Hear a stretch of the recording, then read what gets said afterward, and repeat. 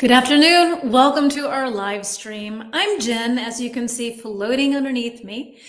English with Jen 123. I'm here every Tuesday and Wednesday to offer you a lesson. See that my necklace is all kind of anyway, so if you're looking for a place to learn English, to practice what you already know and learn a couple of new things, idioms, vocabulary, phrasal verbs, conversation questions, I have lessons for you every single week. One a week, a full lesson, at least an hour, sometimes an hour and a half. I am here for you. So if you show up, I will show up. Welcome to Nick, who's the first to join, and Alta Voice. I think that you are new. So welcome, and I have several others here on board. So hello, and yeah. So I'm going to get rid of this annoying banner. These things always drive me crazy, but I need to advertise. So if you don't follow me, I'm a small little account here. Hey, Lorena, darling, with good people, good conversations, nice international crowd. So it's a great place to come and practice. I travel a lot, and so many people tell me, I have no one to practice with. And I'm like, I'm on YouTube every single Wednesday. If you want to practice your English, join, come along. Hop along. So let's see. I think that the first thing that I have for you today, I hope everyone is doing well. And the first thing that I have for you today is a brainstorming activity. I don't think that I said the lesson, the topic for today. Hey, Michaela, darling. Hey, Kaluna. So we have a lot of our usual suspects. That's always wonderful. And our topic is pet peeves, just as a reminder for people who perhaps were not part of our live streams yesterday. We can have annoyances, like everybody hates traffic. Traffic is so annoying. You sit there, you don't like it. Everyone hates that. But pet peeves, and I will type it here for us, these are things that are specific to things that you don't like. So my friends that were here yesterday, maybe you can offer a couple of pet peeves in the comments to kind of help us out. If we take something that everyone hates, like traffic, what is one of your pet peeves in traffic? So something that particularly annoys you. Like for me, a pet peeve, I hate it when people honk. When they honk their horn in traffic, it's so annoying. It's typically unnecessary. That horn is only there for emergencies, in my opinion. So it's a pet peeve of mine when I'm sitting at a red light, it turns green and instantly, and it's like, dude, come on. There's a 3-second rule. It's just being safe. So that's one of my pet peeves when it comes to traffic. If anyone else would like to offer a pet peeve just to kind of get us in the mood for this lesson today, you are more than welcome to add it. If not, I will continue on pet peeves. I don't know in French, my dear. I have no idea. But it looks cute. Benvenuta. Tailgating. Ooh, good word. So tailgating is when someone drives too close to the back of your car. Awesome vocab word. Thank you, Michaela. Hate that one too. Also total pet peeve. And it's dangerous. It's so dangerous. All right. So let's see. Let's move on to our first banner of today. We have a nice little brainstorming activity. Let's see. My pet peeve during traffic is the smoke pollution. Right. And sometimes also when you pull up at a red light and someone has their music blasting, like it's really, really loud. If you blast your music, you play it really loud. Blast. Blast is also a word that can mean to have fun, to have a blast. But if you blast your music, ciao Alessio. If you blast your music, you play your music really loud. And so I don't like that either. That's another sort of pet peeve because it's kind of, you're like, roll up your window. I don't want to hear this junk. But maybe I'm grumpy and old. I think we have established that. So, all right, let's move on to our first banner question of the day. And we have a nice little brainstorming activity. Like I said, what are your pet peeves when it comes to people being late? So, what is something that personally really annoys you when someone is late? I have a list of about 8 things that could potentially be one of those things. So let's see if you scratch off our list some of the things that you find annoying. It's like, what is that noise? I think it's my coffee. My coffee machine is turning off. And I meant to make another coffee, but I forgot. And I can't take you with me. Otherwise, we'd go together and have a little field trip. So, what can you tell me? This question right here. What are your pet peeves when it comes to people being late? And let me find my photos and I will scratch off what you list to see if we can get the whole list marked off. And I am going to turn on the timer. Let's see. Let's do this in 2 minutes. We won't take too terribly long. All right. What can you tell me? Things that are pet peeves for you when people are late. I think like not sending a message when you're late. That's something that annoys me. That's a pet peeve of mine. That someone just comes up late. You're just sitting there waiting. You have no idea if there has been an accident or something of that nature. Hello, Yuki, sweetie. I hope that you're well. And Chama too. So late to arrive, yet not prepared on the assigned task. Okay, so Kaluna, then yours is more work related. They show up late and they're not prepared.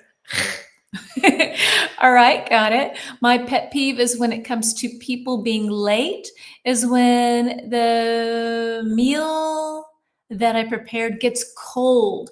Yeah, too late. Hey, Leah, darling. What is pet peeves? Pet peeves are the personal annoyances that you have. So you can have an annoyance, which is typically something that bothers everyone.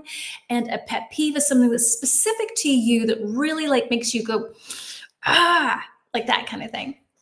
I feel like this topic is about me. No, no, sweetie, no. No, you're a sweetheart. So being left waiting without a message, standing alone at a restaurant or outside in bad weather. Yeah, that's the worst, right? You're outside waiting. And yes, when the reasons they gave make me angry. Yeah, kind of like lame answers, like not really legitimate answers or excuses, let's say. Making excuses for not being punctual, not apologizing. Like a simple, I'm sorry, can make things better. Hey, Gracie, darling, welcome. Let's see. Okay, so that's it. So causing further delays, like maybe you have a set time, the person shows up late, and then you're late, even more late for something else. That could also be something that could be a pet peeve. Bombinian something? I'm not sure what that says. I can't read that, Alessio. I need to get my magnifying glass. I don't know what's going on. Today, my eyesight is not so good. When you make the effort to wait, but you're not appreciated. Exactly, right? Like you're there and you're like, okay, I'm on time. I got here at the correct time. And then somebody's just like, oh, hi, here I am. No sorry, no excuse, no, oh, I won't do it again. When I feel they're lying. Ooh, when you feel like they're lying about the excuse. Right. Oh, blaming someone else. Now I see it better. Okay, blaming someone else. Yeah, like, oh yeah, my kid, she was, she wouldn't get her shoes tied and whatever. Like, just be an adult, say you're sorry and move on. Okay, so let's see where we're headed. We're headed to our first poll question of the day, and I will hop over to here and add our first poll question. Here we go. What's the best way to prevent being late? Now, this is one because I am always late. I am late. I will be late to my death for sure. By the way, what color are your eyes? Blue or green? They are blue. They're blue. So what's the best way to prevent being late? A, set alarms and reminders B, plan extra travel time. C, prioritize punctuality. Make being punctual a priority. Or D, other.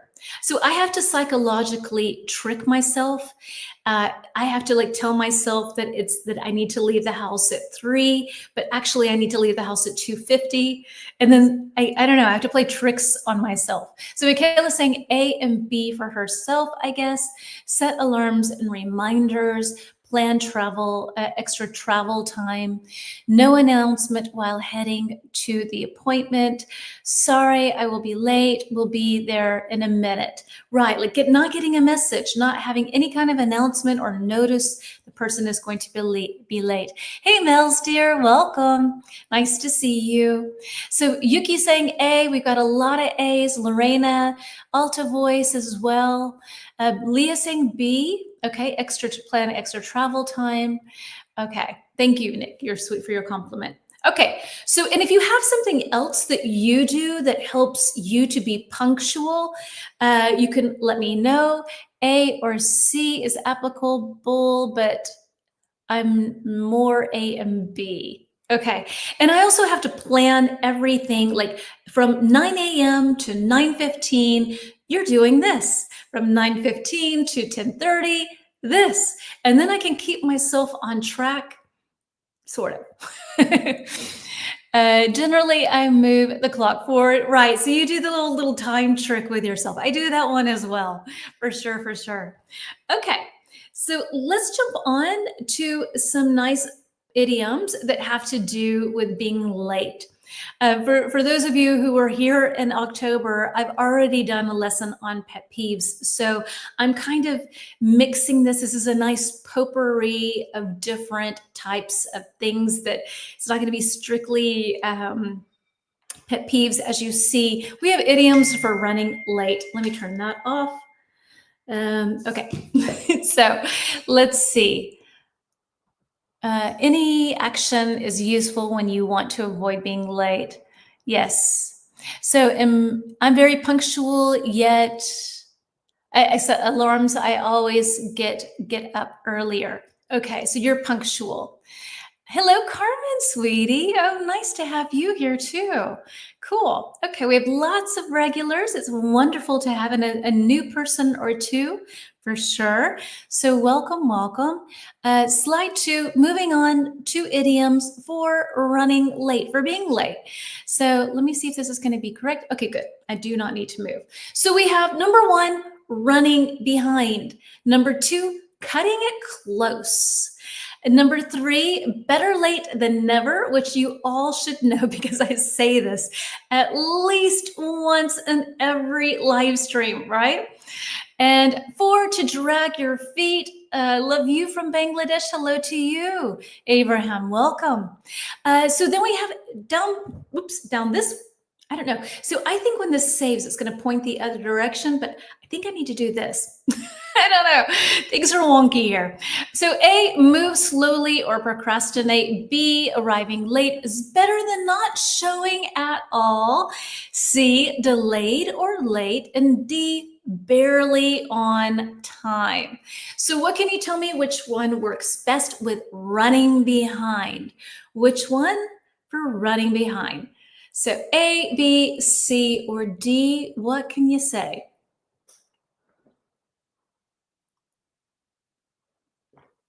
So Kaluna saying C. Who agrees with Kaluna or disagrees with Kaluna? Carmen saying C. Any other guesses? Yuki C, Lorena C. All right. So all of our ladies so far have all said C. We have no male votes yet.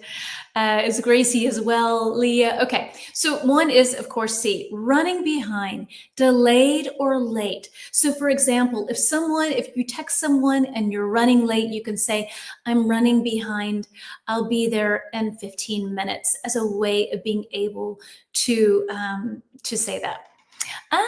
So Leticia, is that you, Philippi, madame? Is that you, sweetie? So yes. Okay, cool. I hope it is at least. Okay, number 2, cutting it close. What can you tell me? And welcome, even if it's not that person. Oh, Oh, so happy to have you here, sweetie. Wonderful. I've been meaning to check in on you. Not seen you in a while and wanted to hear how you're doing. I hope you're not too stressed with your new job and everything with your promotion. All right, so we've got twos, cutting it close. We have two Ds. Who else? What else do we have as answers? Do we have any other Ds or do we have other letters? Leah's going with D. Let's get one more answer in. Mel's is saying D. So cutting it close is 2D, barely on time. I cut it close. It was very close, barely on, just make it, cutting it close. All right, number 3 should be very easy for everyone because all of you here today are regulars and you all know I always say this, better late than never.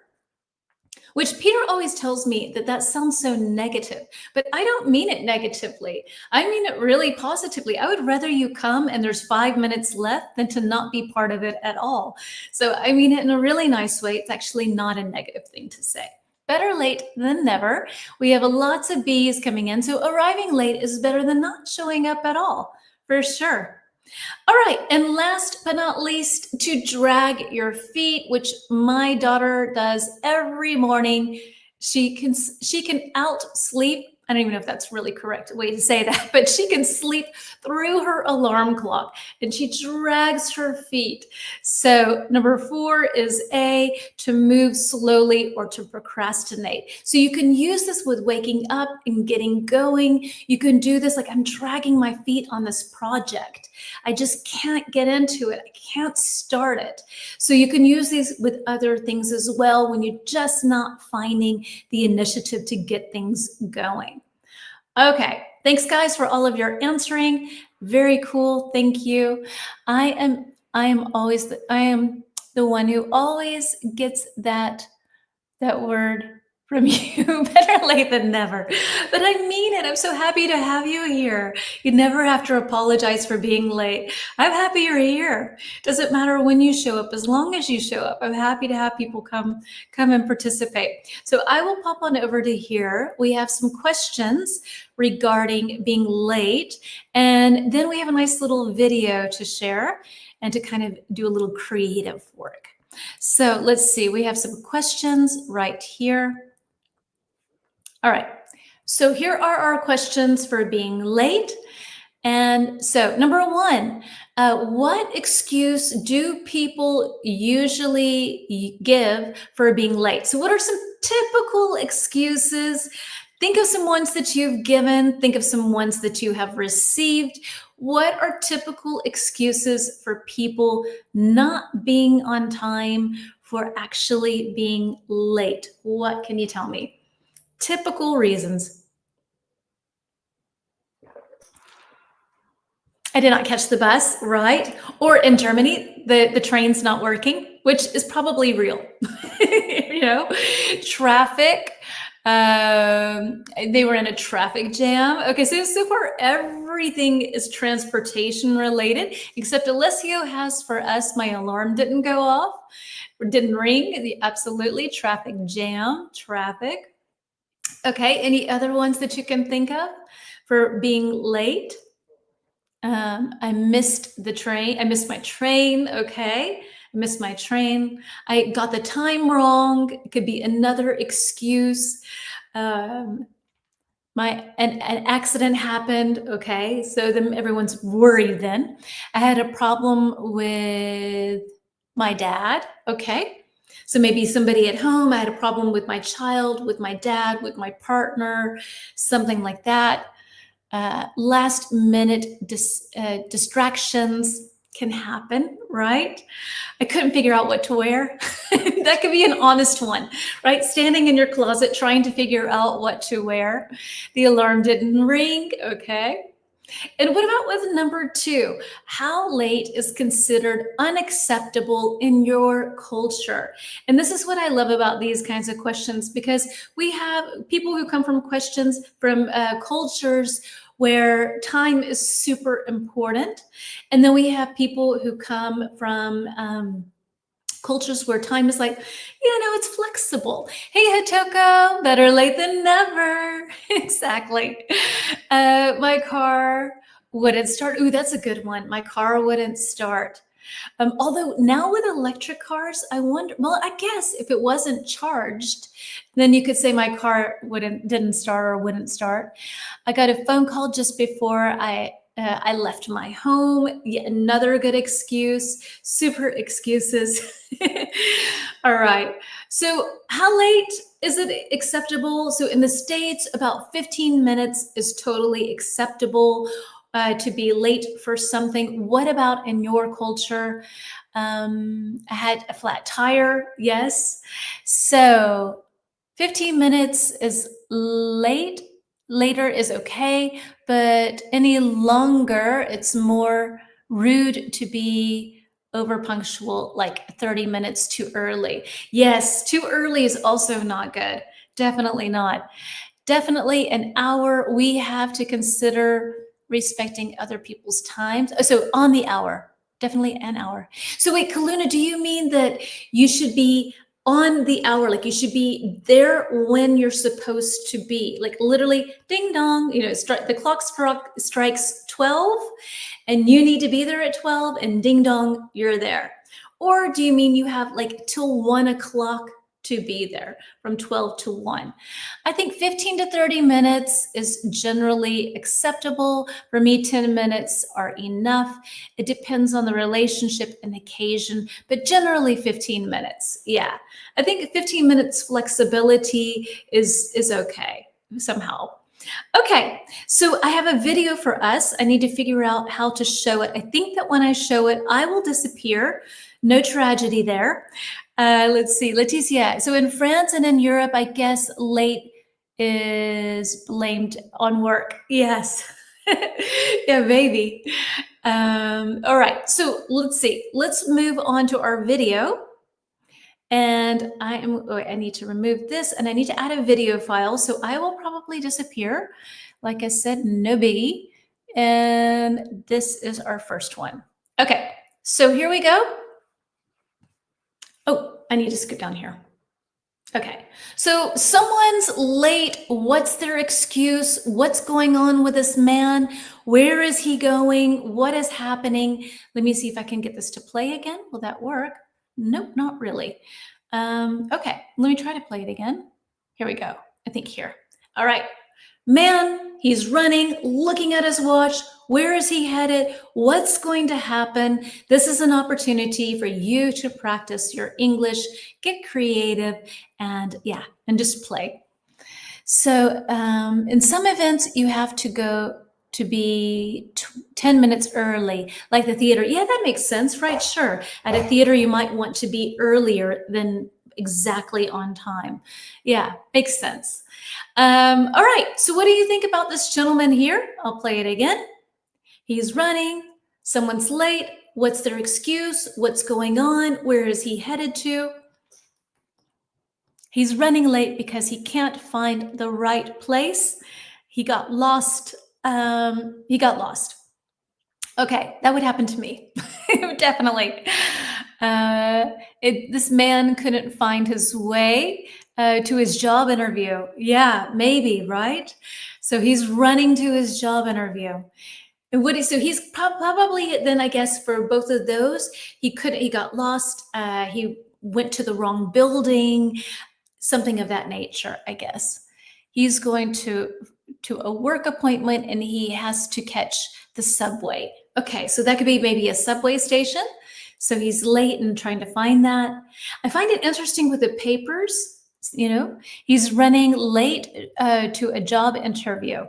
Yes, so he's going to show up there all out of breath. Poor guy. Poor guy. All right. Anybody else have anything else they would like to share? You are more than welcome to do so. I will continue on with our next point, but if you're writing, please go ahead and continue writing. You're more than welcome to do so. Let me plot myself up here again. He's going to a job interview. He will say he's sorry. I couldn't find the place easily. I couldn't find it easily. He is heading to a presentation. He won't He wasn't ready to show the PowerPoint. He was working on it. Oh, okay, okay. So this was like, hot off the press. Just finished it. Whoosh, take the presentation and run. All right, Yuki. He was stuck in the toilet. Oh no, because he has a stomach bug. Oh no. He was running late for his wedding. Oh gosh. He can't find the right place. Okay. Hello, Badar. Maybe he's running to catch his plane. Could be as well. Maybe he's running to catch his plane. He forgot his hot dog in the microwave. He is running to eat it before the appointment starts.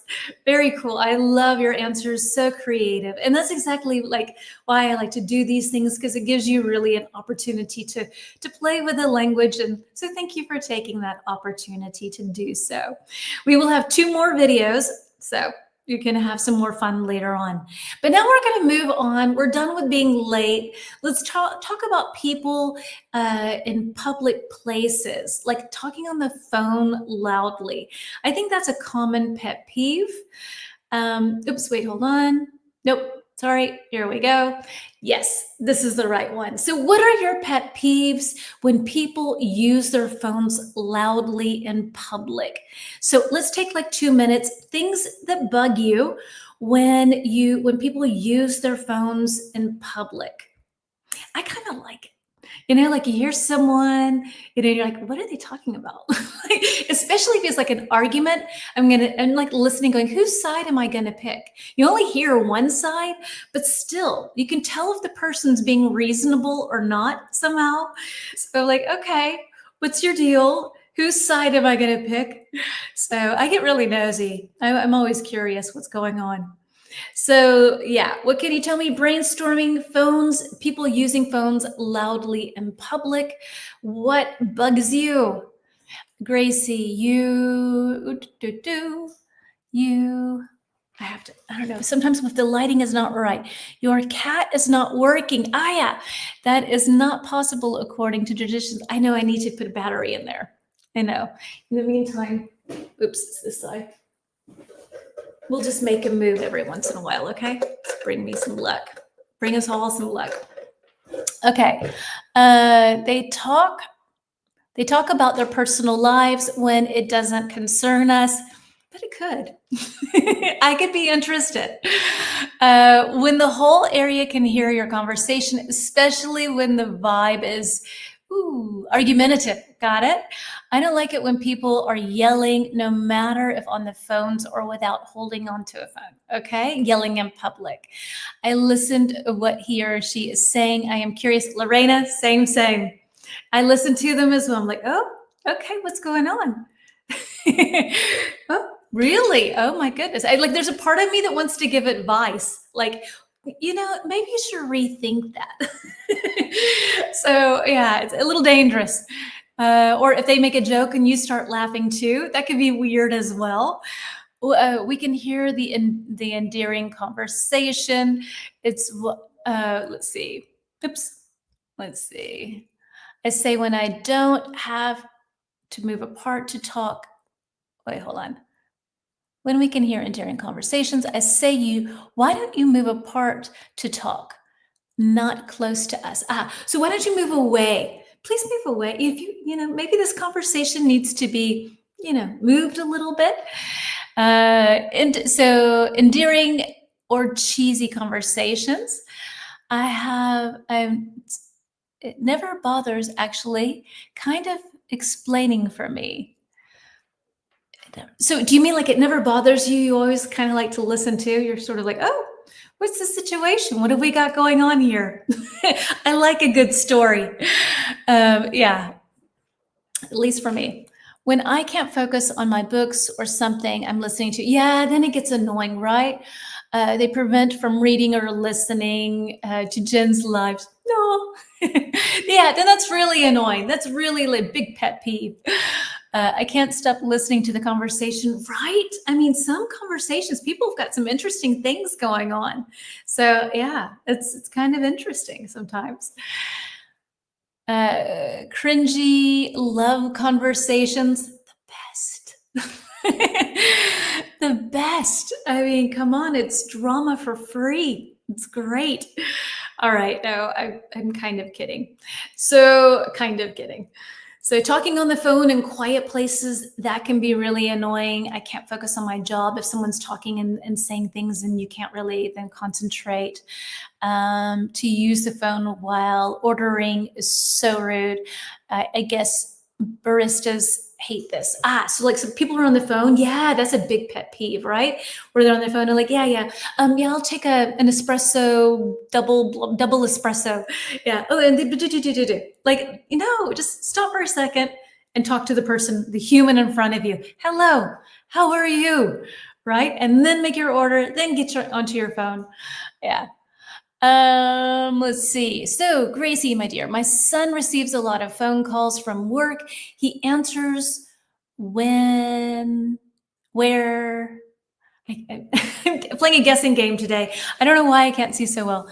Where low, I don't know what heck this is. Where all the table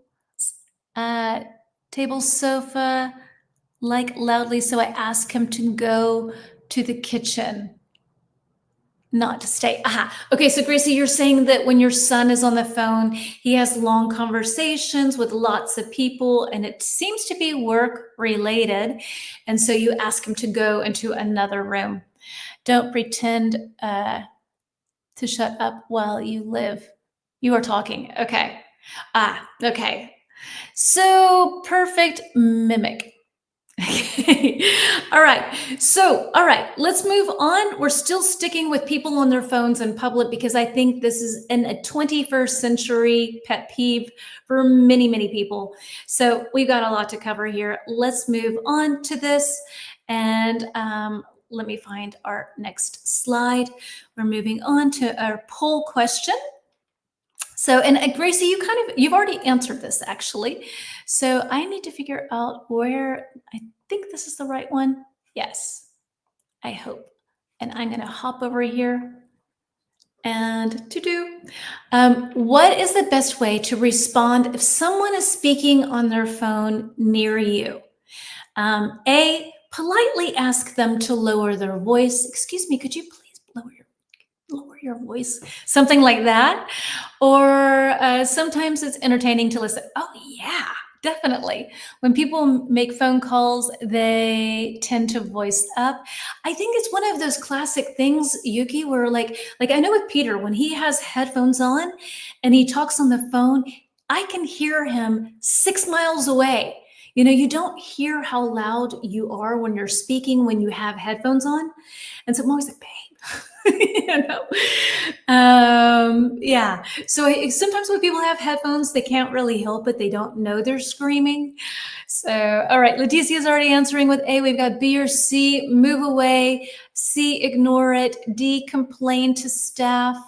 Which one would you do? I put my over ears on and listen, over ears and listen to music. Okay, you're over your headphones.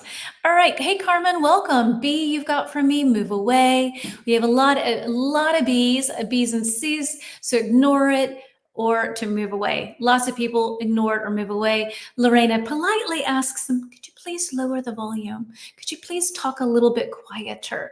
Could you please, mind the noise, something along those lines. All right, so heading on to some phrasal verbs based on telephoning, on calling people, and let's see. Let me find our little phrasal verb slide, and nope, I don't know what I've done. I've clicked a double thing here, but I will change that in just a minute. Let's see, slide number 5. I think that's going to be it. Is it 1, 2, 3, 4, 5? I think that's it. I can't really see. It's not good. And I am going to pop, over here. Ta-da! There we go. I think we need to tell people they're bothering us because they don't realize it. Yeah, and I think it's also the way one does it. Like, I'm sorry, but it's little loud. You know, I mean, if you can do it in a way that's kind of softer, in a kind way, then maybe that's a nicer thing. Because sometimes you just don't realize that you're talking pretty loud. All right, C and B for you, Leah. What have we got phrasal verbs wise here? We have hang up, carry on, pipe up, or 4, blow up someone's phone. A, continue talking or doing something. B, speak out loudly or suddenly in a group. We have C, call or message someone repeatedly. And D, a phone call. All right. So let's see. Most people don't care. Yeah, maybe. Unless you're saying one is D. What have you got? Anybody else have D for number 1? Mel's is going for D. Leah's D. We'll do a little winking, little waving here. Do do do do do do do. Little waving, so the cat's being lucky. All right. So let's see. Everyone's going with D, so clearly, okay. To hang up, D, to end a call. Hang up the phone. He hung up on me. So if somebody just doesn't say goodbye, they hung up on you. Oh my gosh, he just hung up on me. So that's when someone calls you and gets mad at you. You have a heated argument and click. I don't know why I'm doing this. Nobody has this anymore. I'm really outing how old I am, that I need to do this. Doop. All right. So it's reserve place. I might ask gently. Exactly. Okay. So good. We have our sea of 2s coming in and everybody's saying A. Carry on. Exactly. To carry on, A is to speak loudly or, to speak out loudly and suddenly in a group. No. Continue, carry on, continue doing what? Continue doing, oh my gosh. Continue talking or doing something. You carry on. And they have the British phrase, keep calm and carry on, continue doing what you're doing. So maybe you ask someone, could you please, lower your voice a little bit? And then they just carry on. Nah, nah, nah, nah, nah. All right, again, I'm outing myself. All right, then number 3, pipe up. What have you got for me for number 3? Lots of answering today. I love that. That's very, very cool that everyone is so engaged. What have you got for me for pipe up? Number 3. And these are all pretty easy for you, so that's kind of cool. Cool and not cool, because I like to stump you too. What can you tell me for number 3? Pipe up. Pipe up. So 1 was D, 2 was A, and 3. Gracie's going with B. Who else agrees with Gracie? For 3 is B. Yuki saying B question mark? Carmen's going with B. Okay, so pipe up. 3 is B, speak out loudly or suddenly in a group. You pipe up. Your voice gets louder and you say what you want to say. You pipe up. And last but not least, 4, blow up someone's phone is C, to call or message someone repeatedly. Your phone blows up. When my daughter needs something, she calls me a million times until she reaches me. My phone blows up. Hello, Mabel, sweetie, welcome. So my phone blows up, and that means she also telephone terrorizes me. So call. So yeah, telephone terrorizing, your phone blows up, tons of messages from the same person. All right, so I have a little video exercise here. We can get nice and creative with this one.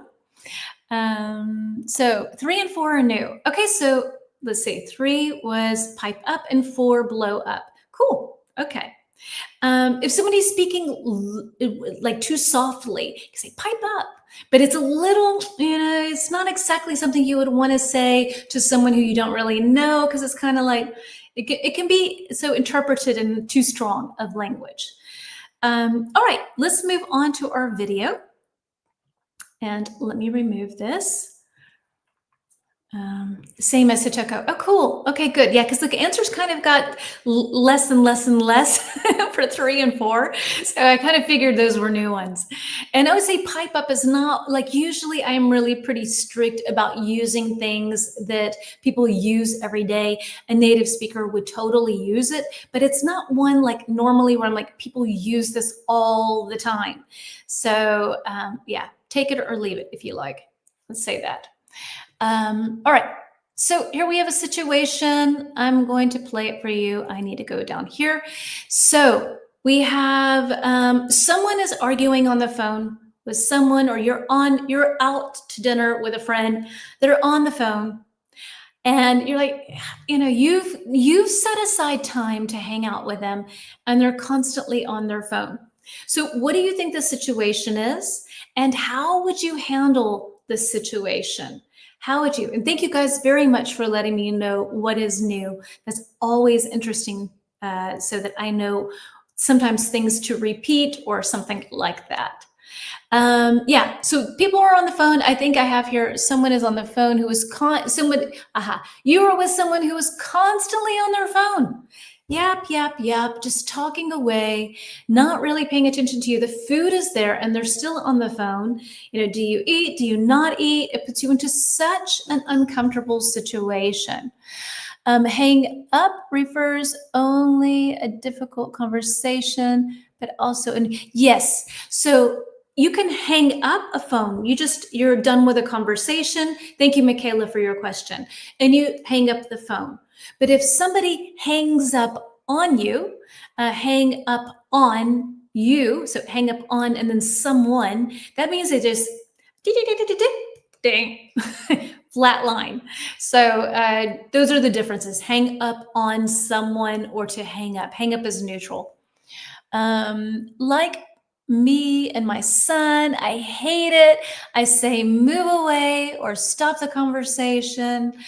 It would annoy me. It would very much annoy me too.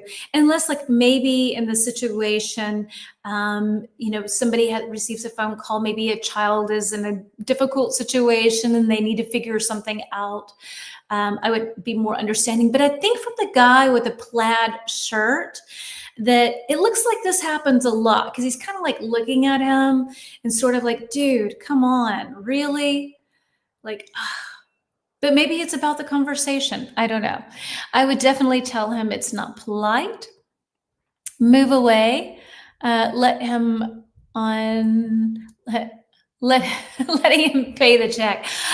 So Alessia, do you mean that you would just get up and walk away and leave the check with him? Ignore at the time, but I wouldn't go out with that person anymore. Okay, so yeah, so not say anything, but realize, maybe I don't need to make plans with this person.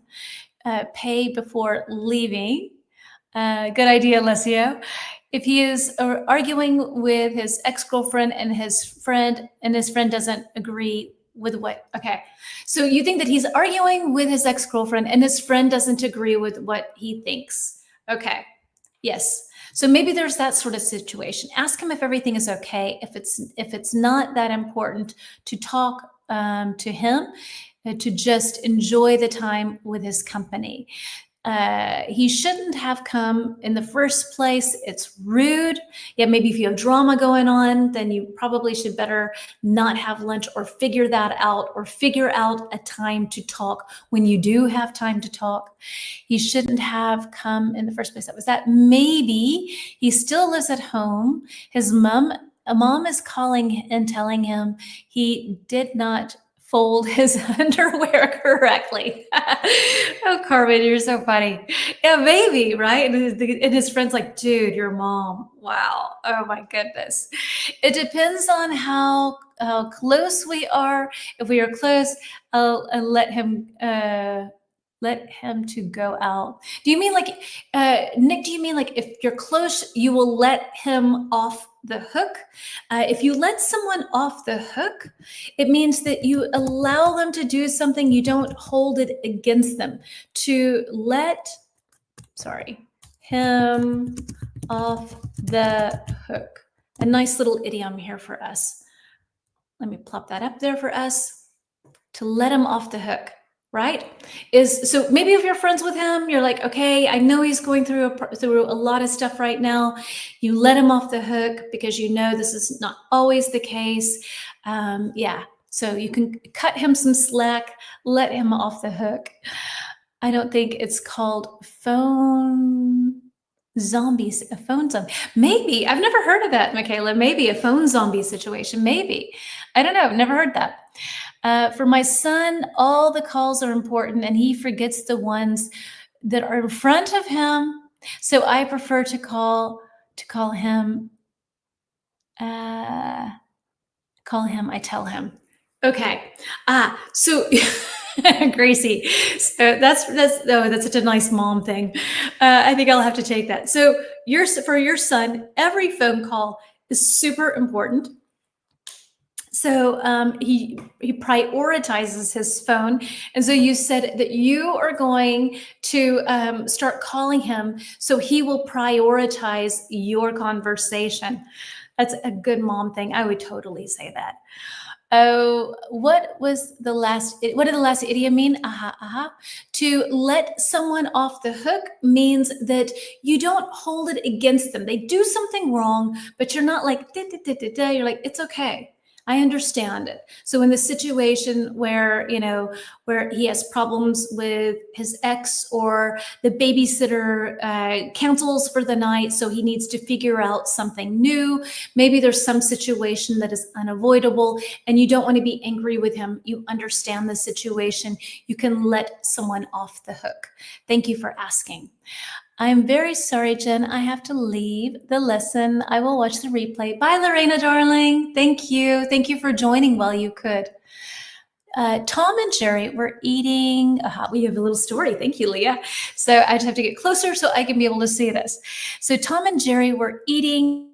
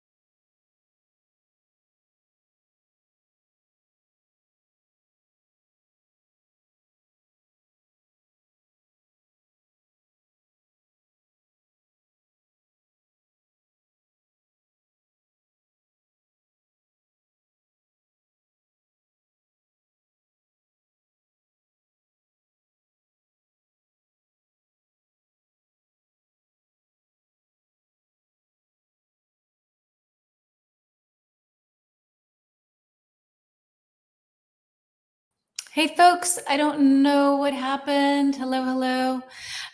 My internet went out. I restarted my computer. So thank you for sticking around.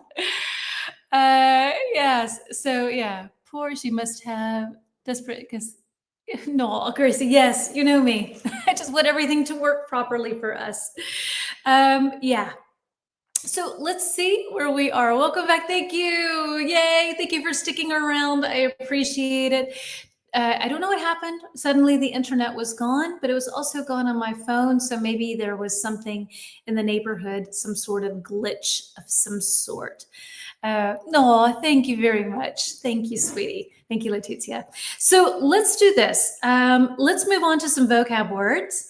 And yeah, let's see. Yeah, vocabulary words. I'm curious to see how many of these, thank you, Yuki, sweetie. I'm curious to see how many of these are already, that are already clear. Let's see. Nope. I don't know why the numbering on this thing is wrong today. I think that this is correct. Let's see. Yeah. So let's see. Yes, there we go.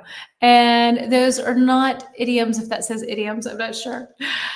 We are nothing. Yeah, we are nothing without the internet, right? It's so sad. I was thinking of actually like getting everyone's email addresses so that should something happen and I lose my account for whatever reason, I would be able to get in contact with all of you. So I might do that at some point. If you're interested, you can send me your email address because it is the internet. It is weird. Sometimes people lose their accounts for really crazy reasons. And so it would be such a shame to lose our community. I wouldn't spam you with nonsense, trust me. I don't have enough time. And I wouldn't want to do that. It's not cool. Anyway, so maybe I will get that together because when things like this happen, I can send a quick email to everyone and say, hey, see you in 15, or, oh, it's not going to work today. Wi-Fi is gone. So that would be an easy way of being able to get in touch with everyone like this.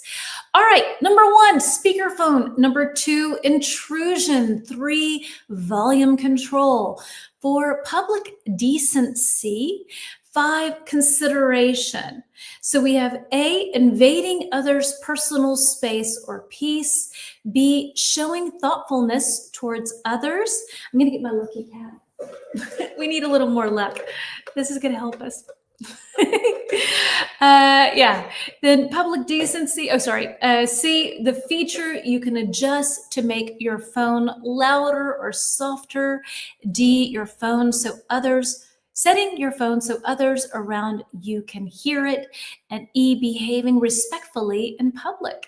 So we have our first answers coming in. So number 1, what do we have for speakerphone? Leticia and Kaluna are already saying D. You can have my email address, my phone number, my real address, whatever you want. No, thank you, sweetie.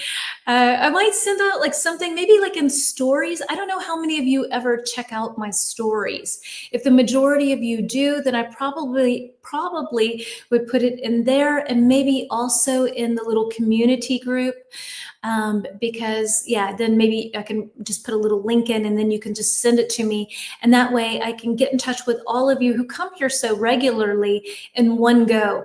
If for some reason I'm going to be really late or like we said, with Wi-Fi, it's not working. Yeah. All right. Everyone's saying 1 is D. So speakerphone, D, the setting on your phone, setting your phone so others around you can hear you. So watch out, you're on speakerphone. I love it when people let me know this. It's the worst when you're on speakerphone and you have no idea, right? Like, and then somebody goes, Jen, you're on speakerphone. Oh, okay. So number 2, intrusion. Intrusion. And I don't know if we had this word, a little more luck. I do not know if we had this word when we were talking about crime. I think it was crime. Kaluna is saying 2 is A. What else have we got? Gracie's going with A. Michaela A. Leticia A. Let's see. Any other guesses? Otherwise, we'll just go ahead and go for it. So yes, intrusion. 2 is A, invading other people's personal space or peace. So you can also have a home intrusion. I think we had that word months ago, where someone comes into your home. Somebody invades your personal space or your home, for example. Somebody can also say something that is intrusive. So like maybe if I were to ask you, oh, how much money do you make? That's kind of an intrusive question. It's getting too close to someone, maybe, if you don't know them so well, and that sort of thing. Thank you, Michaela, keeping us on track. Michaela is saying 3 is C, 1 is D, 2 is A. Michaela's saying 3 is C. Who agrees with Michaela? Volume control is C. Kaluna does. Any other people? Mel's does. Anyone else? Everybody does. Okay, so volume control, C. The feature you can adjust to make your phone louder or softer. Exactly. So volume control. Some people need to learn about that button. Number 4, public decency. Hello to you, Zahid. Welcome on board. I don't think that you've answered yet today. Is that for number 4? I'm not quite sure. So 4, Kaluna saying is E. Just as a reminder, so Zahid, I think maybe you just joined. 1 is D, 2 is A, 3 is C, and 4, everyone is saying so far, is E, right? So public decency, behaving respectfully in public. So decency in general is behaving properly. Public decency is behaving properly out and about. And last but not least, 5, consideration. We have B, showing thoughtfulness towards others, which is always important, especially we're on the phone. And if you have a juicy story, make sure you speak clearly so we all can understand. Don't mumble, speak clearly, let us know what's going on. Yeah. Anyway, I think I must be guilty of this too, because when I talk on my phone, then, I might be out and about and I don't really care. So I probably, people are probably walking away going, what? Anyway, it's the 21st century. So yeah, it is what it is. All right, moving on to our next banner, our next topic, and we're talking about people eating in public. Okay, so this is kind of a thing too. What kind of pet peeves, or what are your pet peeves when people eat in public? What can you tell me?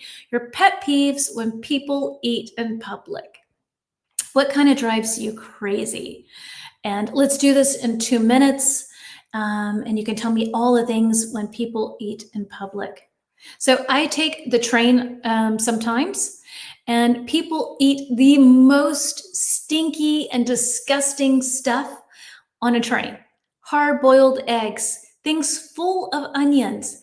And I'm like,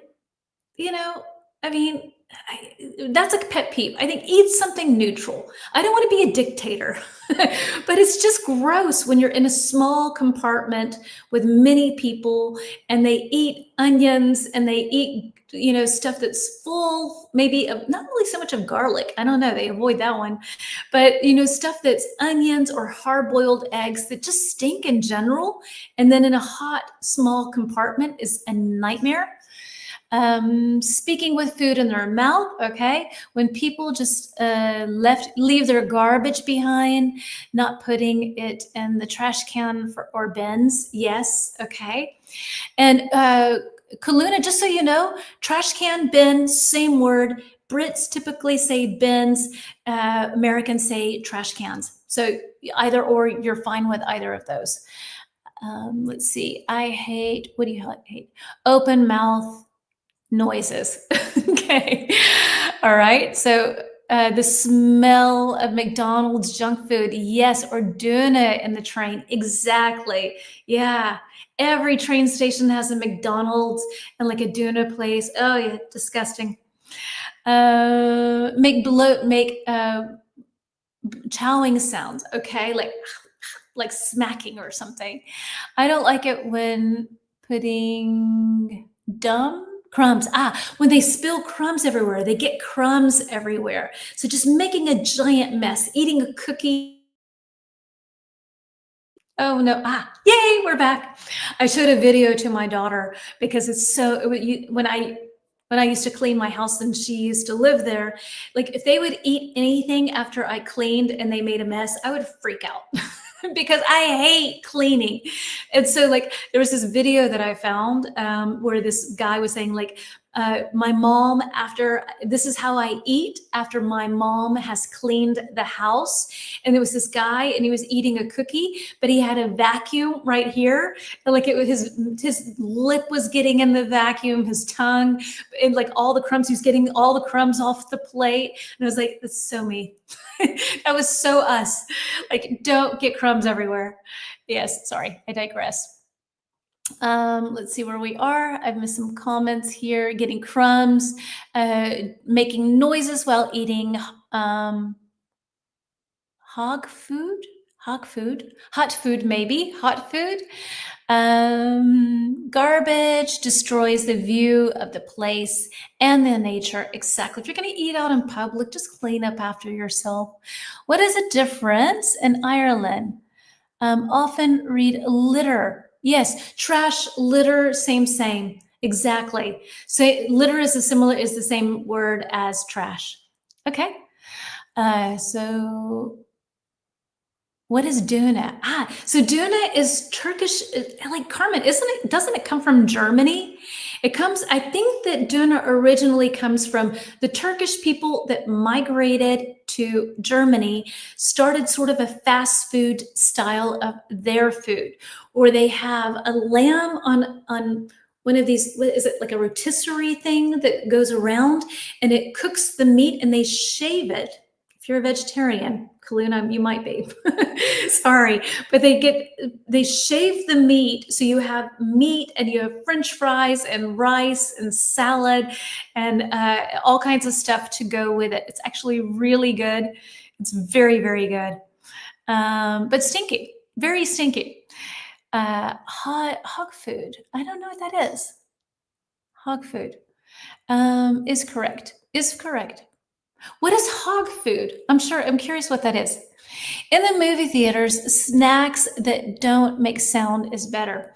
I know, but I love popcorn. And every time I go to the movie theater, I like take one little kernel of popcorn and like try to like not crunch it because I know so many people hate that sound. Sorry, but I don't know what pet peeves means. So pet peeves are these small things that bother you. The big things that bother everyone, for example, like traffic, those an annoyance, and pet peeves are the things that really bother you. So like, some people, like in some cultures, it's totally okay to smack your food, to eat with your mouth open. And in other countries, so for them, if you eat with your mouth open, it doesn't matter. But if you eat with your mouth open in other countries, it's seen as rude. So yeah, it's the small things that bother you. I hope that explains that. Thank you for asking, Maple. Standing in the middle of a walkway while eating. Oh, yeah. Standing in the middle of anywhere that other people are walking. Big pet peeve. Big pet peeve. Oh, I have a really big pet peeve. I'm sorry. Everybody's just going to drop out of this lesson. I'm just complaining so much. But I have a massive pet peeve. I might have even already told you this. But on my street, especially where I live, two people, like the sidewalk is built for two people to pass each other. The width of it is for two people coming and going, right? You got a little of this action going, okay? And on my street in particular, people love to walk next to each other. So you, as the person coming in the opposite direction, they don't go behind each other or in front of each other. They just continue walking next to each other. So you have to just then walk in the dirt or walk on the street because these two people feel like they are the king and queen or queen and queen or king and king of the street. or the sidewalk. So that drives me crazy. So I've tried to be less like American and less Jennifer, and I'm trying to be more like, I'm not going to move. So it's a little game of chicken. They come towards me and I go towards them and I don't move. So somebody has to go back. I'm so over it. I get run off the sidewalk all the time. I'm not doing it anymore. That's such a big pet peeve of mine. Sorry, I don't know. Okay. All right, let's see. Carmen, Kaluna is it's a kind of bread filled with pulled meat, tomatoes, cucumbers, and a sauce of your choice. And usually, Carmen, the sauce is like a tzatziki sauce, right? So it has a lot of garlicky kind of stuff in it. They probably don't call it that, but yeah. All right, eating messy with bad manners. Hog when okay, so they hog it down. They eat it quickly. Got you. So not necessarily they hog their food down. Got it, Gracie. Thank you for the correction. Turkish people sell it in Germany. Yes, we have CB. We saw yesterday to take everything it is related to pigs. Exactly. Very good use of that. Exactly. You can hog down something. You can hog something. You keep everything. Do you mean that? They hog the food so you don't get any. Sorry, Gracie. Yes, sorry. Yes. They hog the food and you don't get any. And you could also say that somebody hogs down food, meaning that they just eat it really quickly. So now I'm on board. I'm sorry. My apologies. Carmen, I get that now. You're welcome, Kaluna dear. Burping after eating, okay. Talking something which is not appropriate. So talking about things that are not appropriate at the table. Yeah, okay, maybe. Let's see. Yes, people never push each other in this.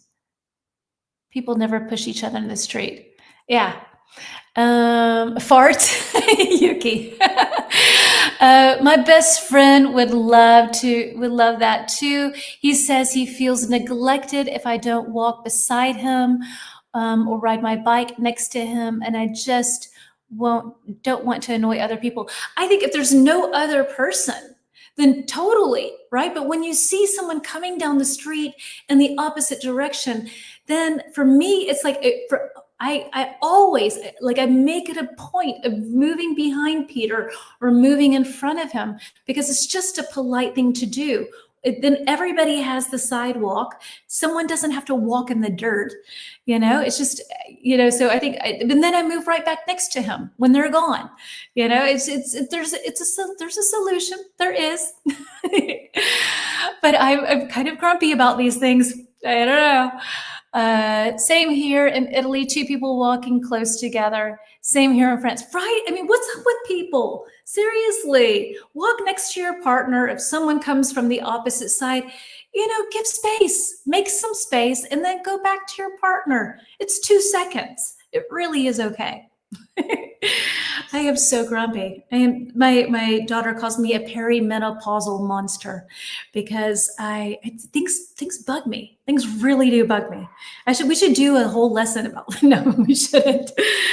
All right, let's see where on earth we are. I got kicked out of here. And so we had that. So a lot of you were talking about people eating with their mouths open and that kind of thing.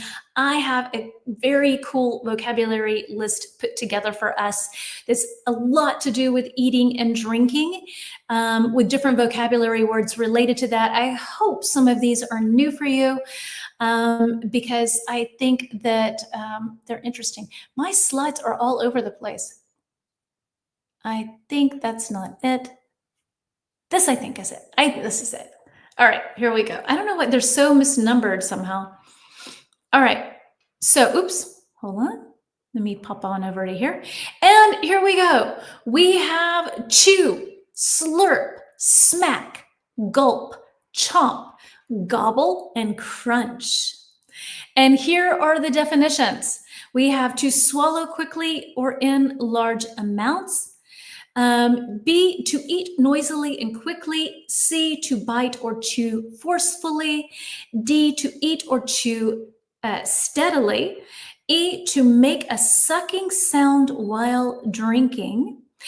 F, to make a loud sound with your lips while eating or kissing. And G, to choose something hard noisily. And at the end, so the other question when we're done with this is which noisy eating sounds bother you the most and why? Some of these are culturally okay and not okay. So we're going back into that zone. Which one works best with one, chew? And let's see.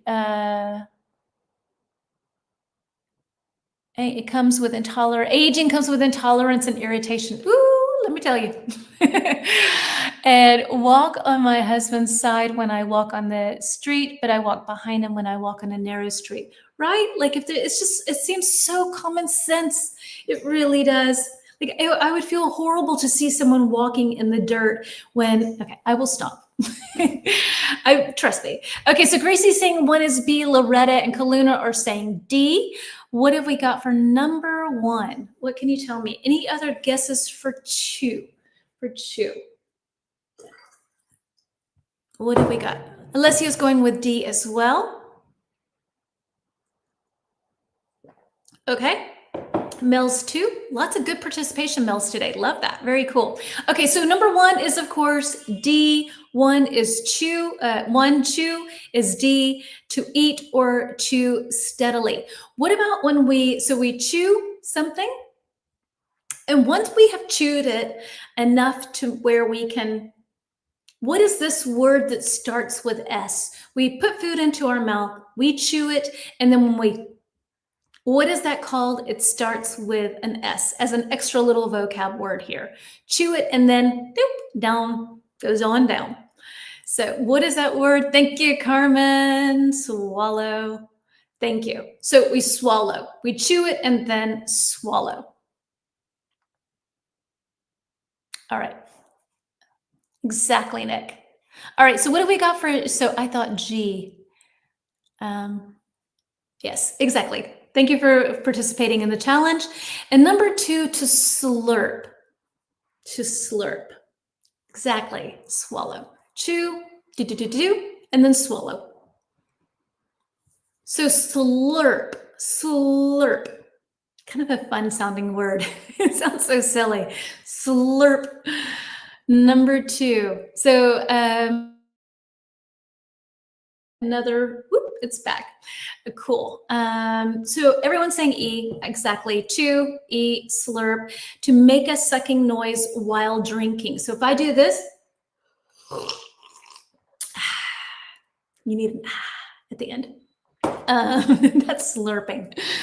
And in some cultures, that's totally acceptable. I think Yuki and Totoko, you've told us that slurping your noodles or slurping soup is absolutely acceptable in your culture, I believe, if I'm not incorrect.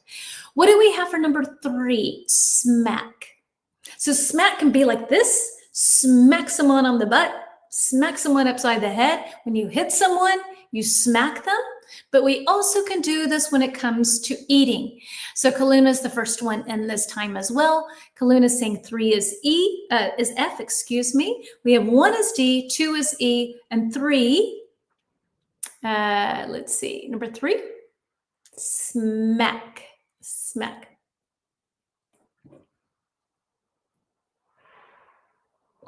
Okay, Leticia, Michaela, and Alessio all going with F.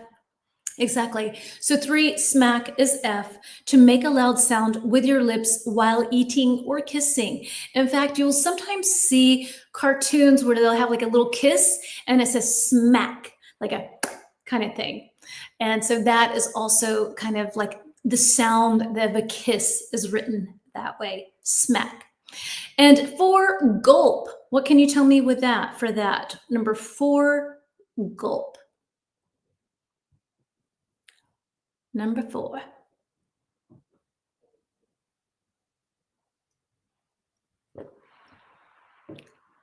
Gulp. And you do hear this P on here, gulp. So Kaluna's saying 4 is A. And I'm curious because I know, Hitoko and Yuki, that in Japan you have 7-Eleven. And I wonder if you have this drink at your 7-Eleven, or if that's just an American thing. All right, some 4s. We have Letizia and Kaluna saying 4 is A. So I saw smack in Snoopy. Yeah, exactly. Exactly. So it's kind of imitating the sound of a kiss, that kind of thing. Okay, 4 is A. Mills is saying that as well. So exactly. So gulp is 4A, to swallow or drink, sorry, to swallow quickly or to drink large amounts. If you're really thirsty, you come in from a run, you gulp, gulp, gulp, gulp, gulp. You gulp water, you swallow quickly, you gulp. Gulp and swallow are the same. They are, except that gulp is drinking quickly. Yay, I'm back. And swallow is more just in general. It's just you swallow something. And gulping is drinking quickly. Thank you for pointing that out. Slight difference for the same sort of action, actually. And what do we have for 5? Chomp. Chomp. What can you tell me for 5? Chomp.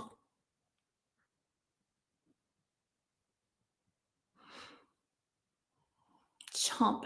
1 was D, 2 is E, 3 is F, 4 is A, and 5, chomp. Let's see. 5C question mark? Okay. I think that Gracie, you mean 5C, not 1. Michaela's going with C. Any other guesses? Okay, Letizia with C. Okay, so yes, exactly. Yep, Kaluna, your instincts are spot on.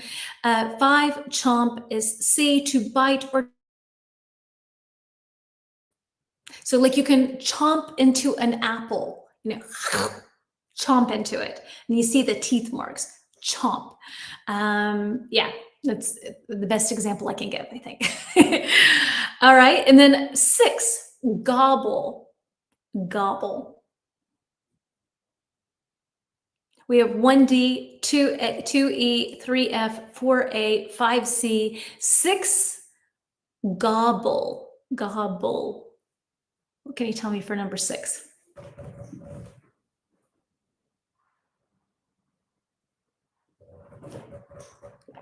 Number 6, gobble. So it's either B or G. Kaluna's saying G, question mark? All right. With a little laughing emoji. All right. So the answer for 6, gobble, is actually B, Michaela, exactly. To eat noisily and quickly. So if somebody gobbles something down, you can gobble it down. You eat something quickly. So you gobble it down. You eat so fast. Someone who's hungry. I think of my brother when he was a teenager. He could eat anything in under like 5 minutes. I mean, he just gobbled it down. He gobbled so much. So many new words. My brain is starting to overheat. Oh no. Well, I will definitely post these again on Instagram. So if you want to review them later on, you're more than welcome to do so. And then, yes, exactly. It's last but not least, 7 is G. G, to chew something hard noisily. So like when you eat popcorn, like what Hitoko pointed out to us, when you eat popcorn in a movie theater, it annoys a lot of people because it's crunchy, crunch. And it almost, I feel like the sound, the word crunch, it sounds like it, it's like crunch. It makes it. Gobbling is to eat fast. You eat something very quickly. Gobbling is B, to eat noisily and quickly. And 7 is G, to chew something hard noisily. Like a potato chip is crunchy. It has a lot of a crunchy sound. Crunch. It sort of sounds, I think it sounds like the way that it, yeah, for that type of food. I don't know where I'm going with this. So which noisy eating sounds bother you the most and why? If you would like to add this, or maybe in this case, since some of you have said that some of these words are new, as an extra practice, maybe you can write in the comments which of these words are new. I would be very curious to hear. Crunchy cereal, exactly. And we have a cereal in the States called Captain Crunch. Worst cereal ever. It's 100% sugar.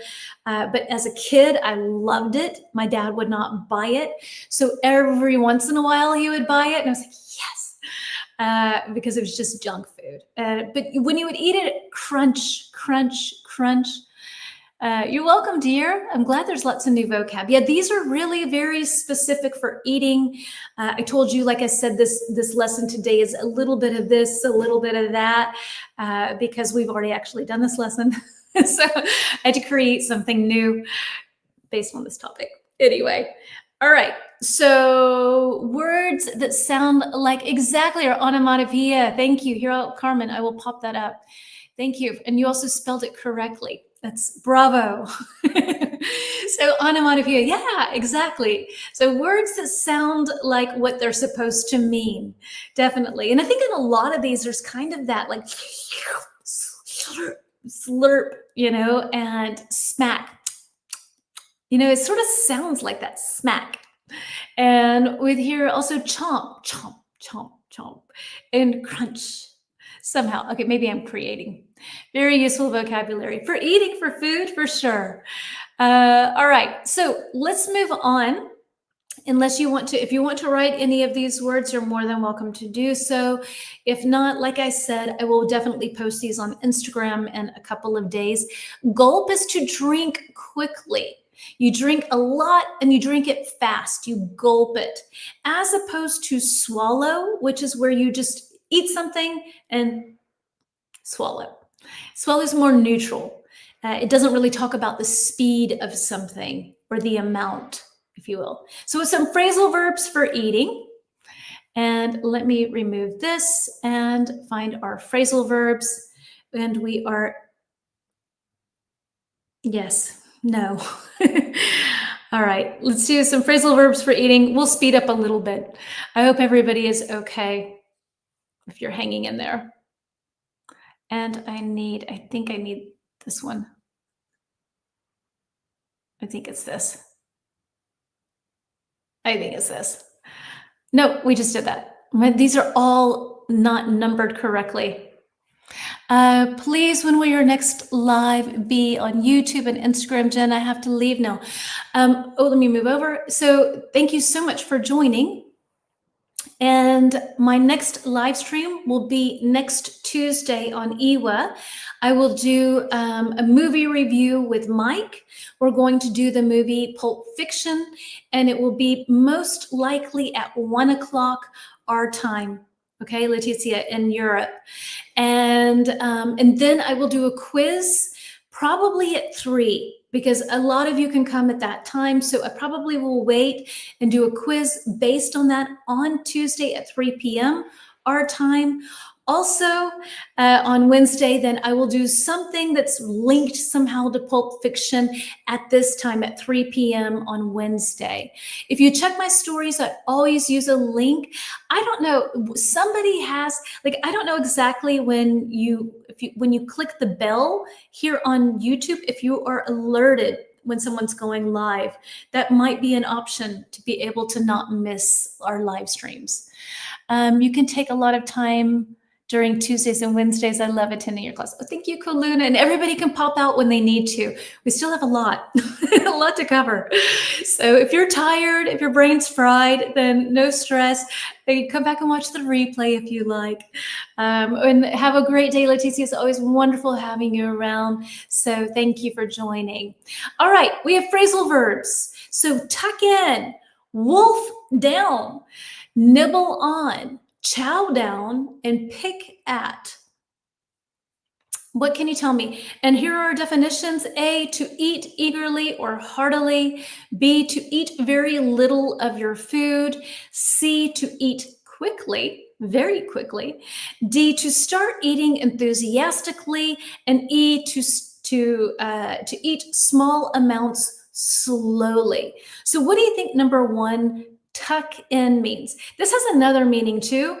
When you go to bed, when your children go to bed, then you go downstairs or you go wherever they are, you go into their room and you get the covers and you tuck the covers and you tuck them in. And maybe you read a bedtime story, maybe you say prayers, lots of different things. But tuck in has one meaning, dealing with going to bed, putting someone to bed, and taking someone to bed. And tuck in, this one has to do with food. Yuki's saying D, Michaela is saying D. Let's go with D. Tuck in is D, to start eating enthusiastically. Tuck into the food, start eating. All right. Well, all are new. Okay. So 1 is D, exactly. Tuck in, to start eating. Tuck into the food. 2, to wolf down. To wolf down. What can you tell me for number 2? 1 is D, 2, wolf down.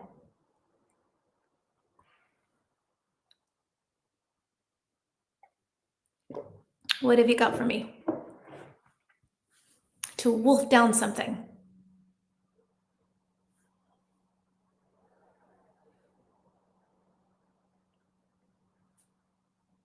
Okay, Michaela's saying C, so let's go with C. To wolf down is to eat very quickly. Exactly, Yuki, good guess.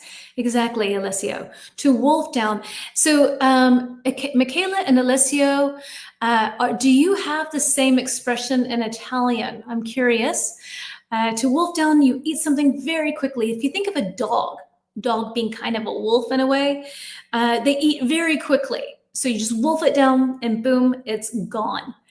Number 3, okay, Luna, taking time to answer because everything is new. Okay, cool. No stress, no worries.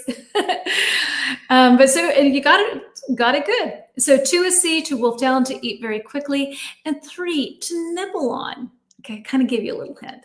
To nibble on something, to nibble. To nibble on something.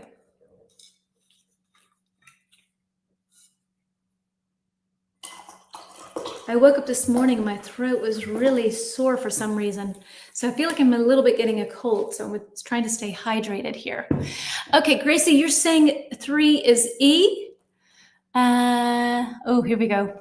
An Italian word. So Ingozzarosi.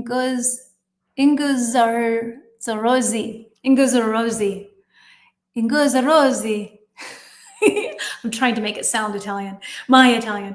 All right, everybody's guessing E and with question marks. And for all of you who have guessed E with a question mark, your instincts are beautiful. So 3, nibble on. E, to eat small amounts slowly. Take a little nibble. So a small bite is a nibble. Like a mouse nibbles on cheese, if you think of it that way. And my British friends, whenever you go to their house and it's like for drinks or whatever, then they always have lots of little dishes of food like nuts and olives and things like that. And they call it nibbles. So little things that you can just eat a little bit from something, to nibble on something, and you can have nibbles. Another way to use that. Number 4, chow down. What have we got for number 4? 1 was D, 2 was C, 3 was E. And so for all of these being new, very cool. Y'all are guessing really well. Super. What can you tell me with chow down? So I think that's supposed to be a 4, Gracie. I think Gracie's saying A for number 4. Yes. Okay. So A. Anybody want to take a guess?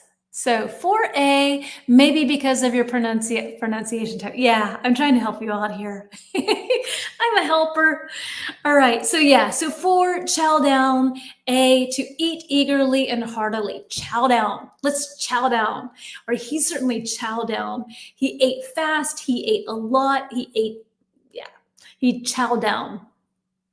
And last but not least, to pick at something. So my daughter is the queen of this, especially when she was little, is to pick at her food, is B, to eat very little of your food.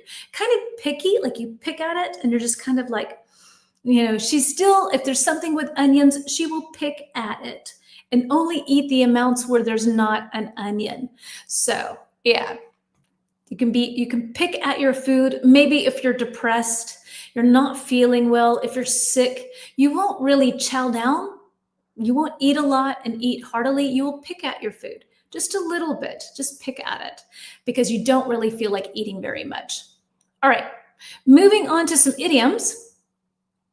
Also food related. So let's see how many of these you know as well. I'm curious to see. And these are all ones that people actually use. So maybe you've heard some of these. So let's see. I need to find our slide. And I think it's this one. I think it's this.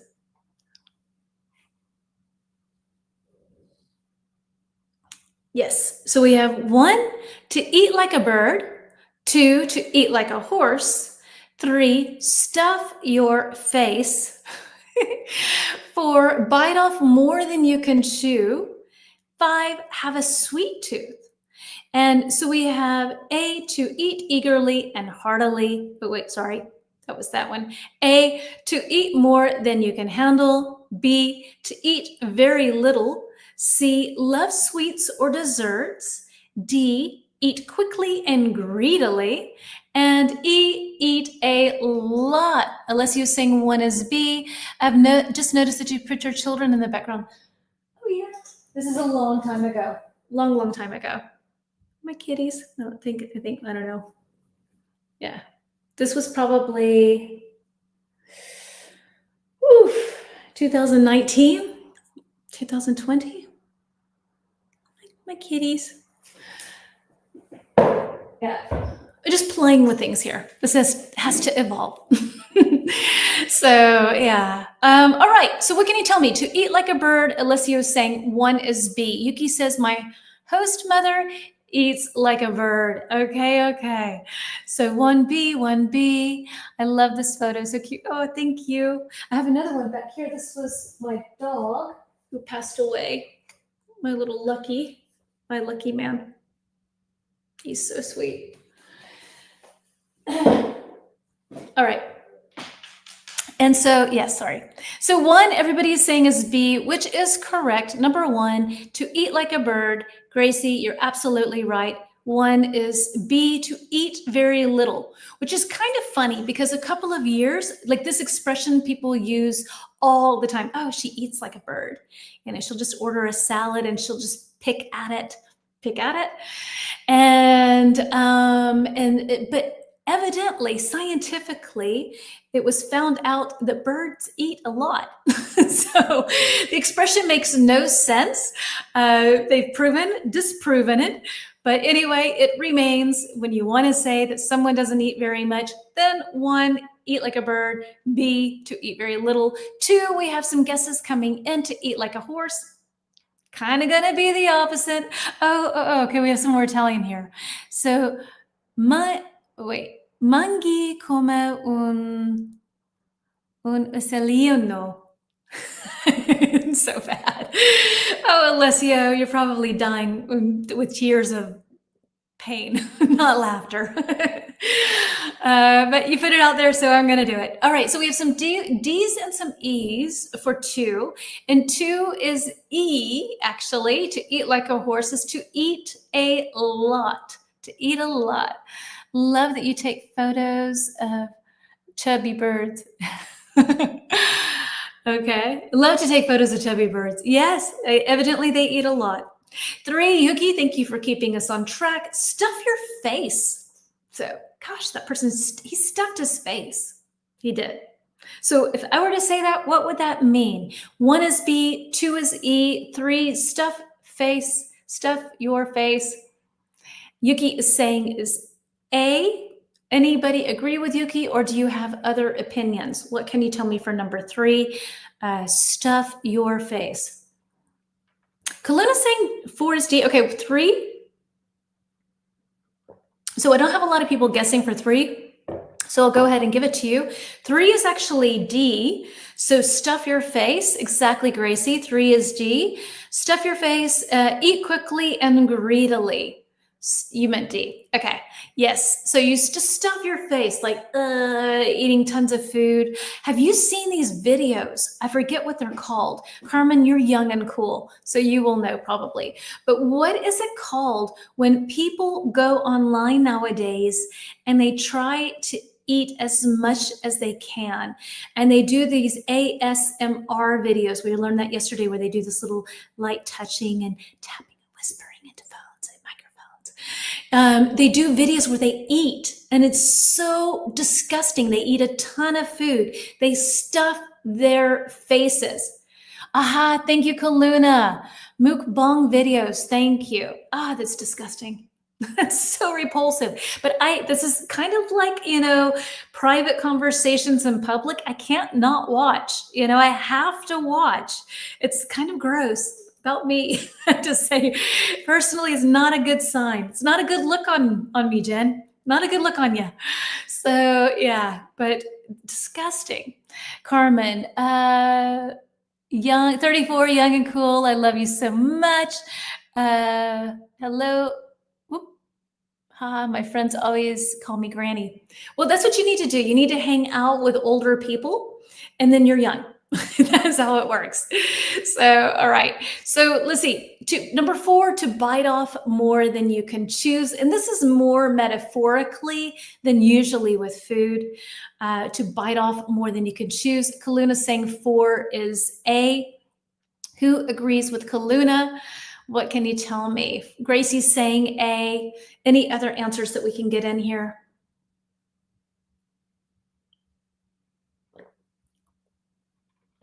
To bite off more than you can chew. Mills is saying A. Okay, Michaela, A, exactly. Okay, so take on more than you can handle. So this is really more metaphorically used. So if you bite off more than you can chew, you typically do too much at work, or you say yes to lots of different events and you really are tired and you can't really handle all of this stress. You bite off more than you can chew. Alessio says 5 is C. Absolutely right. To have a sweet tooth, to love sweets and desserts. Does anyone here have a sweet tooth? Do you have a sweet tooth where you love to eat a little bit of chocolate, maybe something sweet? Maybe you like these mukbang videos, mukbang, where they eat a lot. If you've not, ladies and gentlemen, if you have not seen these videos, screenshot this now and check this out, because it is something. Oop, not 4A. I wanted to highlight. Hold on. Check these out. Thank you, Kaluna, for writing it. Check these. I guess it's going to be there. These videos, because you're in for a real ride. It's pretty disgusting. All right, I definitely have a sweet tooth. I prefer salty food. Okay, here I am, sweet tooth lady. All right, let's see. I love to eat a lot of chocolate, guilty pleasure. Same with me. I need at least a little bit of chocolate every day. Need versus want. Need. I need chocolate. All right, so let's see. So let's move on. And I have a nice little video for us. And so you see somebody, let me remove this really quickly. I'm going to make myself teeny tiny and pull up our video. And here we go. So this kind of reminds me of those mukbang videos things. So you see someone eating like this, and what do? How would you say something to someone? Would you mind, or could you? Could you please blah, blah, blah? Or I hope you don't mind me saying this. Or would you just try to not look? Would you not say anything at all? It's not really your business. Or what would you say? How would you handle a situation where you see someone eating like this? Maybe it's somebody who you work with every day. So you kind of feel like, I don't want to see this all the time. It's a different thing if you go to a restaurant and somebody is eating like this. than if you actually, have to look at this every day when you go for lunch. And I need to take a picture of this because you can't see I need to make sure that these are not over here. Oop. I have the screen, but it's cut off. You know me. I need to make it all perfect for everyone. So what would you say anything? Would you not say anything? What are some polite things that you think would be acceptable to say?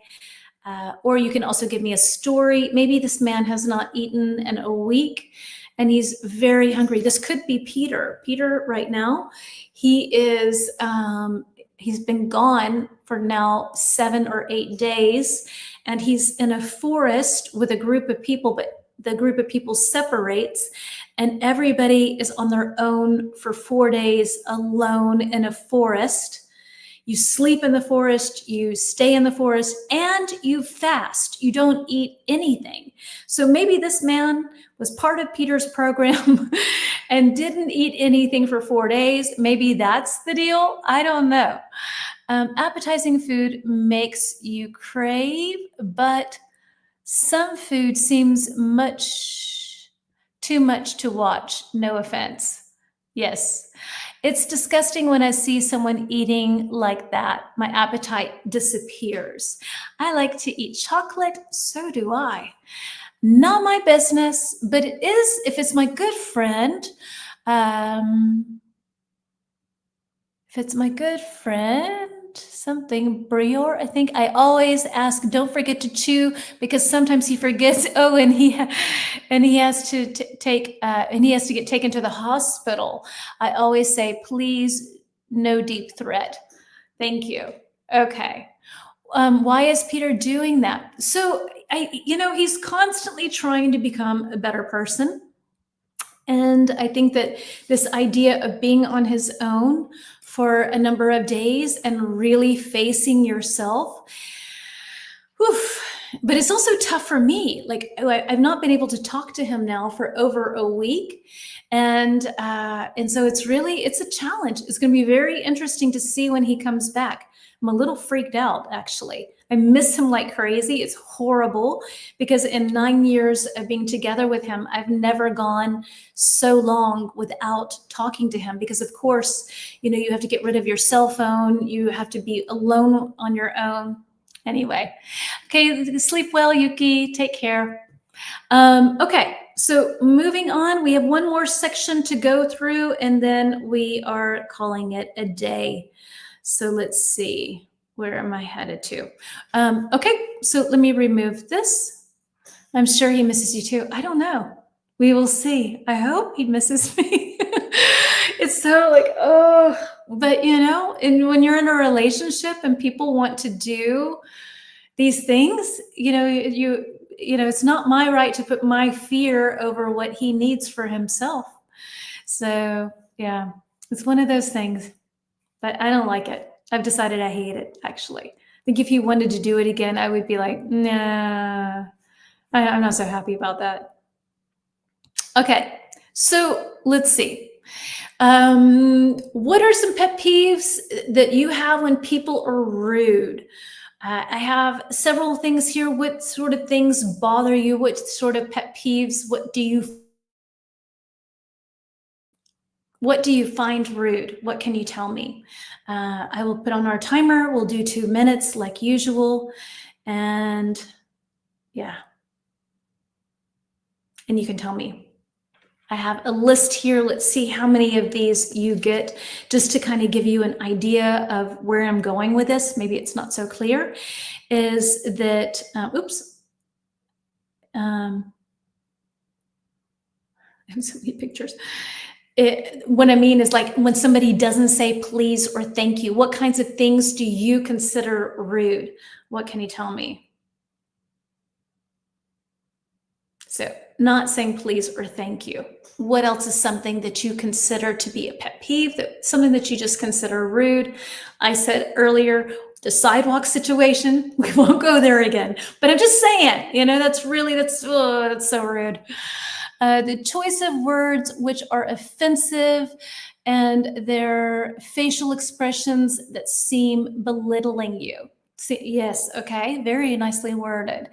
Ignore them, they are full of grudges. Yes, so you try to ignore rude people. It's often when people are rude, it's more about them than it is about you, right? Similar to fasting program in Japan. Ah, is it? Okay, yeah. This is where you go into the forest. You have 3 days where you meet with other people. He's together with 10 other people, and you kind of talk about where you stand in life, what your goals are, what you want. And then you go into the forest for 4 days and 4 nights. He comes out of the forest tomorrow at 12 o'clock. I will be so happy because I think, like, if he has an accident, who's going to know? He has no phone. He has, nobody's checking on him. If he has a heart attack, if wolves come around, okay, I need to really get over this. Not picking up after your dog, big one. Oh, Alessio, ding, ding, ding. That's so rude. Yeah, I know. Thank you, Mabel. So I just have to survive until Saturday, and then I will see my man again. I'm just like, oh, I hope this helps him. I hope he comes back rejuvenated and it's like a power thing for him. And he's like, I never need to do this again, but it was amazing. That's what I'm hoping, because I am over it. I need my man back. So yeah. And when you're in the forest, the 4 days that you're in the forest and 4 nights, you do not eat. So you fast. People that treat you like a ghost when they've already seen you. Yes. So using harsh language or insulting language, ignoring someone's opinions and dismissing someone's opinions, not listening to them, not giving up seats to pregnant women or old people in public transport, totally rude. Agreed. Okay, so let's head back to some phrasal verbs that have to do with this, to bad manners. In that case, I intervene, asking them, oh, do you really? Okay. Yeah, like, would you mind giving up your seat for, they do not respect the environment as IG. I'm not sure what that means. Is 1G? They lived alone. Okay. All right. So let's move on. We'll do some phrasal verbs. We have some phrasal verbs. We have a little brainstorming activity, and maybe we won't do the brainstorming activity. Let's do. Do we want to do? We've learned a lot today. I'll throw the phrasal verbs in when I post the slides. We've learned a lot. Let's move on to just more brainstorming activities in this. We have 2 more sections to do, and then I have phrasal verbs and idioms that you can find then later on when I post the slides. I just think it gets to be too long. People who ignore boundaries, yeah, totally. All right, let me put up our last banner question of the day, and then we'll do a poll question, and then we will say goodbye. Last banner question of the day: how can we teach kids to say thank you and please? Because it starts at home. I think manners 100% start at home. And so, yeah. I've got to go. See you next week. See you, dear. See you. Thank you for joining. I will post the homework later on. Actually, I can show you really quickly here. This is our homework assignment. Snap at, better late than never, and smack referring to eating. So I will post that in the comments as a reminder. If you choose to do the homework assignment, you're more than welcome to use any of these in a sentence, a story, definitions, as you like, just to be able to practice some of the vocab and stuff from the lesson. All right, so how can we teach kids to be polite, to say thank you? What can you tell me? Don't give them sweets if they don't say thank you first. As magical words, right? That open doors to play, right? What's the magic word? I used to say that a lot too, to my kids. So maybe also by leading by example, the more that we say thank you and please, then it kind of feels more automatic. I was always surprised because when I would go to a playground in the United States, the kids on the playground in the United States were so polite. They were so polite with each other. And please, thank you. Can I go on the swing next? Would you mind if I do this? And then in Germany, I was just so surprised that that wasn't the same culture. So I do think it has to start at home, where please and thank you and trying to be polite starts there. We can teach them by doing it ourselves. We should be the example for our kids, tend to follow what they see or observe from the parents. People who complain all the time. I was so confused as a child, and I answered abracadabra. Cute. And I was so angry because I did not know I did not know the answer, and everyone laughed at me. Oh, I'm sorry, sweetie. In Argentina, we are like in Germany. Okay. So yeah, maybe also positive, like when a child says thank you or please, then you praise them. It's positive reinforcement. Hey, that's so nice you said that. That made that person feel so good. So offering positive reinforcement to the children so that they know it's good to say these things. You can role play with your child to try to get them used to saying things, positive things or polite things. Yeah. I think, and I see here like gentle reminders, like, oh, you want to say thank you. For me, like my son, he was king of please and thank you. My daughter, she couldn't do it. I don't know. She was very, very shy. So it was something in her where she would like take, because when you go in Germany, when you go to get meat, the butcher always gives kids a little piece of meat. And so, so she would get the little meat and she would take it and she would start eating it. And I would be like, not so hard, but I would be like, don't you want to say thank you? Dankeschön, danke. And she would just kind of like nibble on it. And I was just like, I was mortified. As the American mom, I was totally mortified. So maybe it comes also with children being shy, because she heard it 500 times. Nowadays, she's super, super polite. It's not a problem. But as a child, it was really hard to get her to say thank you and please. I don't know what it was. All right. Yeah, I love our butchers, right? You get a little free piece of meat. I'm like, I'm a kid. So yeah, doesn't work. Does not work. All right, let's do some idioms. Let's do some idioms, and then we'll say goodbye. Idioms and then goodbye. It is something very necessary that should be taught in the family. Definitely should be taught. I more than agree, because I think these are the kinds of things in life. If you have good manners, it will take you to places that like having money or having status can't. So, having good manners, being approachable, being kind, being likable, then these things help you. They help you get along in life with other people. For me, it works. They know me. Oh, well, you're lucky. I need to find a good butcher that can, doesn't ask for my ID.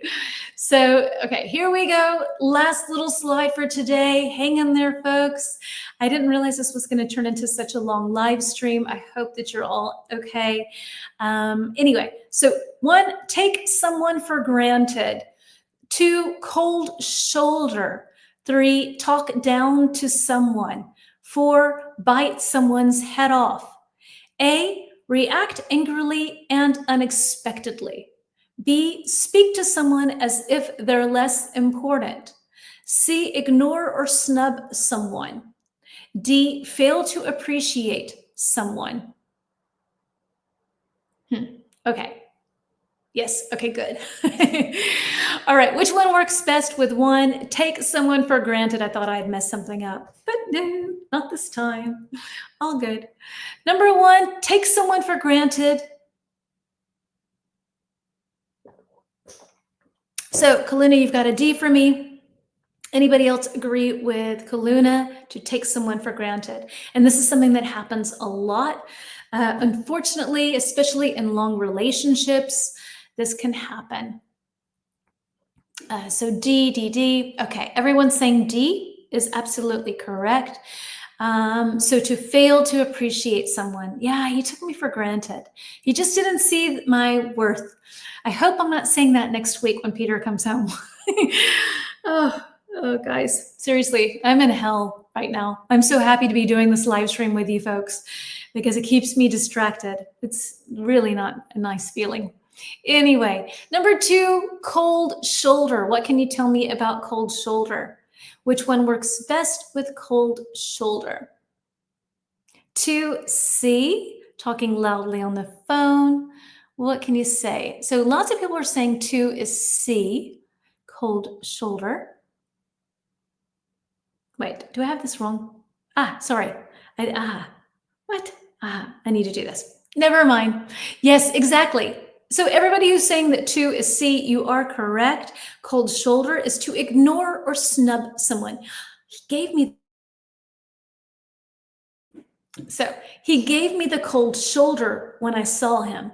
Means he kind of ghosted you. This is like a way that people would say ghosting someone, or, well, not really, because ghosting is typically with text messages, but like, ghosting someone in the real world. They give you the cold shoulder. They just turn around and ignore you.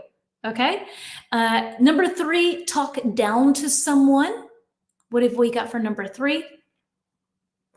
Talk down to someone. What can you tell me? Number 3. 3, Kaluna's saying, is B. 1 was D, 2 was C, 3 is Kaluna saying B. Who agrees with Kaluna? I really think I'm getting sick. I feel not so good. Alessio saying B as well. So 3, talk down to someone. Carmen, B. To speak to someone as if they're less important, right? Someone can give you the cold shoulder, or they can talk down to you like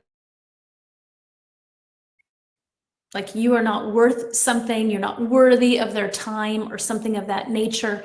And last but not least, to bite someone's head off is to react angrily and unexpectedly. Like when I told him about John's plan, he bit my head off. So if someone gets really angry and really loud with you, they bite your head off. Not nice. I hope that doesn't happen to anyone here. Okay, so I have a couple of slides that I will share with you when I post, or when I post the slides on Instagram. I appreciate you all coming and hanging out with me for an hour and 57 minutes. I hope that you learned a lot today. I hope it wasn't too much.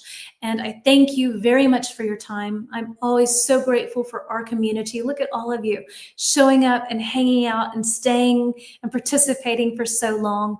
It's the biggest pleasure in the world for me, and the biggest honor to have this time with you. So thank you. Thank you. Thank you.